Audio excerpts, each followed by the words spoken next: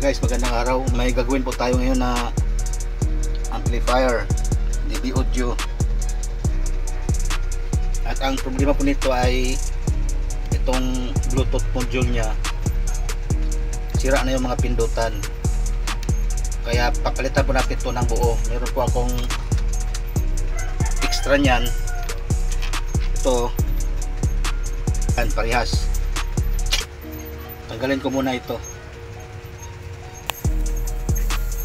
So guys, ito nabuksan ko na, oh. Bali ito yung supply nya. Exit na lang yung mga wire, oh. Hindi ko na mahila. Hanggang dyan lang. Ito yung supply na 5 volts. Ito naman yung sa left and right out. Tapos itong nag-iisa sa FM antenna. Yung likod nya, oh. Ayan, oh. Ayan. Ayan yung 5 volts nya. Ito lang 5 volt supply nya ito. Ayan, oh. Tapos right out at left out, ito wala to, walang connection. Tapos ito na yung sa FM antenna.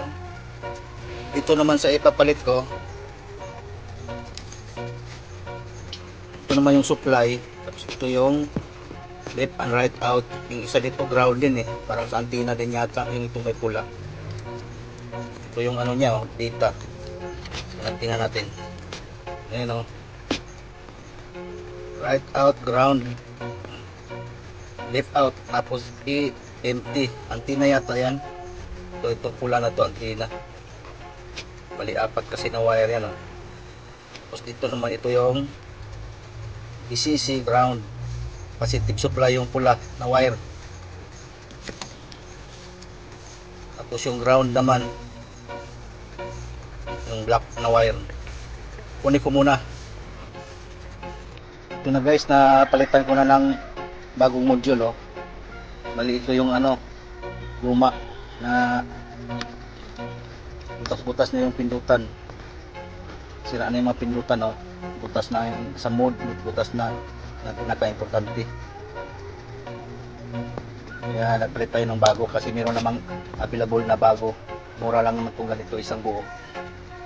Palit na lang ng isang buo. Ayan. Tapos may natira dito yung ito pula sa antenna to.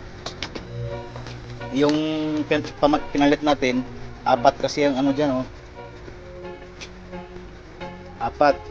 Kaya mayroong bakanting isa. Ayan, sa gilid para sa antenna. Bali putulin ko na lang to.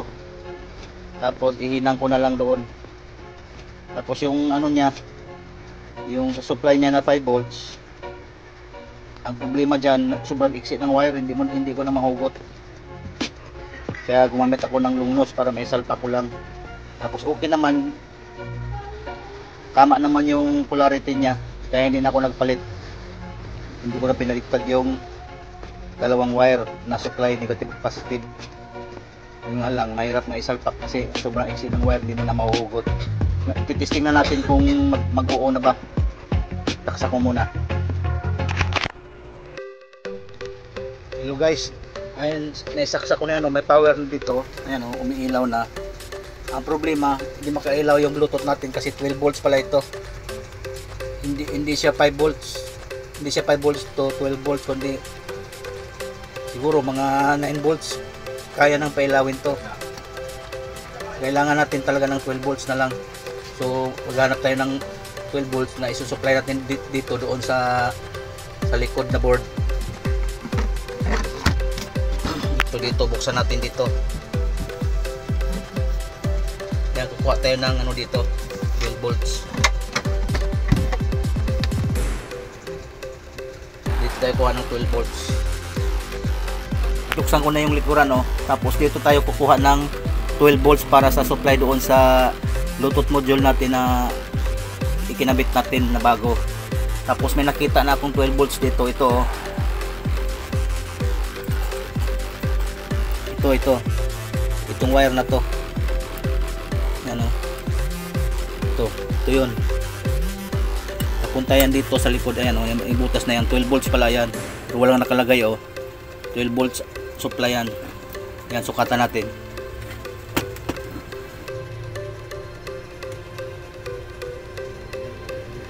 Ito yung 12 volts. Tingnan nyo sa tester, oh. Ayan, oh. 11.96, so 12 volts na rin yan. So dyan tayo makukuha ng supply para doon sa Bluetooth module natin na ikinabit. Ayun guys, binuksan natin yung ibabaw, yung handle sa ibabaw, para mailusot natin yung wire dito. Ito yung sa Bluetooth module, oh. Ayan, oh. Para mailusot natin dito, papunta dito sa likod. Dito natin tatap. Ito na yung wire na ilulusot natin doon sa harap. Ito na guys, oh. Palusot na mula doon sa likod, oh. Ayun, oh. Tapos punta yan dito sa ilalim, dito, dyan natin itap. Yan, 12 volts yan. Bali, binili ko na lang yung original na Bluetooth board at nirepair ko na lang yung binutan kasi itong bago na nabili ko na ipapalit ko sana ay ayaw nang gumana, wala nang display nung tinisting ko ngayon. Tama ngayon sinabi nung sa isang grupo na magaling masira. Kaya ang ginawa ko, tinanggal ko na lang yung dalawang pindutan dito sa bago, tapos nilipat ko doon sa luma. Ito kasi dalawa yung sira na at natanggal na. Ngayon na-testing ko na kanina at ayos na, gumagana naman. Itong harap na lang ang gamitin natin, tapos palitan natin ng backpat kasi kulang yung tatlo. Isarado ko muna tapos i-testing ko. Ay, sarado ko na. Okay, oh.